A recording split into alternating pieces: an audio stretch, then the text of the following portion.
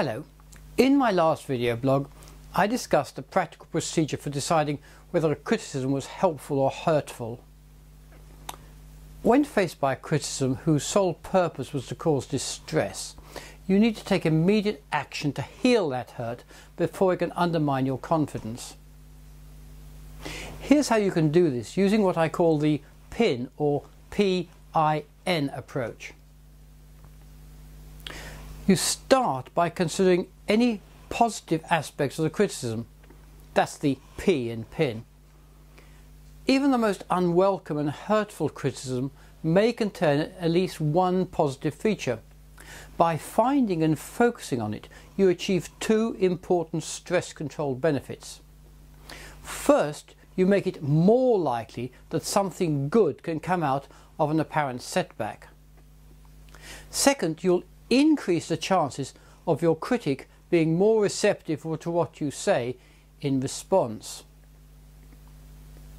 Now move to the I in PIN and reflect on anything interesting in what was said, whether or not these comments were positive. Only once these two steps have been taken should you dwell on the negative aspects of the criticism. And even here, you must review the event in a constructive manner.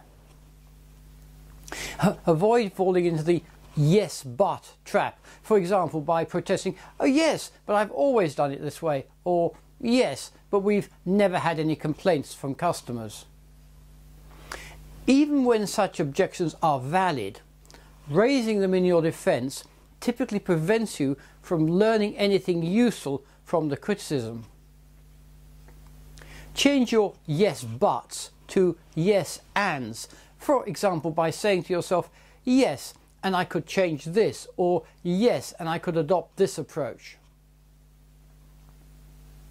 Once all the positive, interesting and negative aspects of the criticism have been considered, watch out for any red buttons involved in the exchange. Red button comments are those that trigger an emotional reaction which is out of all proportion to the actual criticism. By pressing your red buttons, the critic seeks to provoke powerful feelings of guilt, panic, outrage, jealousy, despair, envy, and so on. These make it far harder to think straight or form a rational judgment. I'll be describing the psychology and the effects of red button criticisms in my next video blog. When one of your red buttons has been pressed, it's best to neither respond nor attempt to justify the criticism while you're still upset.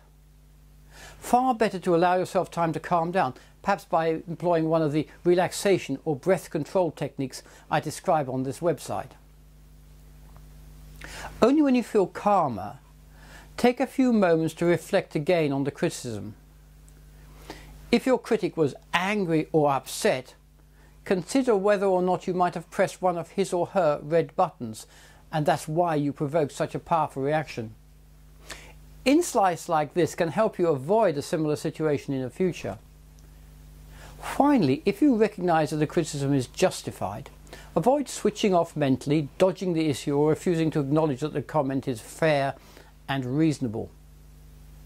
By doing so, you could fail to learn the lessons necessary for avoiding similar mistakes in the future.